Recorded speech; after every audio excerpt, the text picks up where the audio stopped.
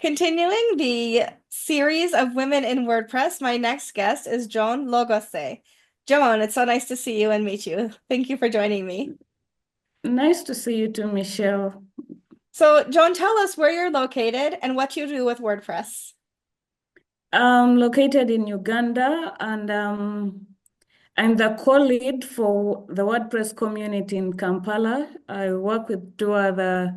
I volunteer with two other ladies, Sharon Akol and Faith Imokol.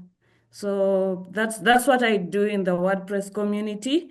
But for my job, I'm a web support specialist. So I help people with their websites and whatever issues that they have, an implementation of e-commerce projects using WooCommerce. So Yeah. that's my primary tool in WordPress.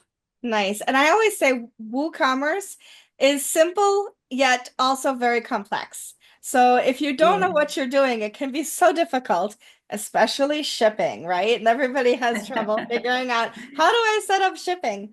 So it's really good that there are people like you in the world who can help us when we go, I don't know how to do this anymore. So thank you for that. I don't work alone. I have a team of developers, so whatever I cannot navigate around the WordPress ecosystem, I can always refer it to somebody with a higher skill set than my own. So I have a team of people who also support me. I support other people, and there's people that support me. The And supporters and need even support the too. WordPress community in Uganda is amazing. So I've we can heard, always yeah. find help. Yeah. I love that. I think that's wonderful. Why is WordPress something that's important to you? Obviously, WooCommerce runs on WordPress, but other than that, like, why is the community important and why do you volunteer the hours that you do?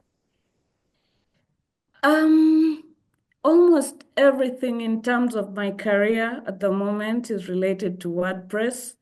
Like I said, whenever I have an issue, we have a WhatsApp group for the WordPress community in Uganda, and I always refer to it if I have a difficult question in terms of shipping, payments, or just anything that's not working on a website, something that I've been trying to do and it's breaking. I always refer to the community, and as I think you've also noticed this, the WordPress community is amazing. Mhm. There's a lot of friendly people that are always willing to help. So much of what I know about WordPress right now, I've found it in the WordPress community. And my career is WordPress. That's what I can say. That's why WordPress is very important to me. I don't think you're alone. That is also my story as well. All WordPress for me as well. So I love that about so many women who have shared that story as well. Speaking of Mhm. women in WordPress, what for those women who are either thinking of or starting a career in tech and WordPress, what advice would you offer to them?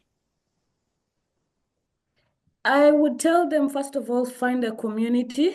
It's very important for you to be in a community because there's a lot of people who are willing to share knowledge and be teachable.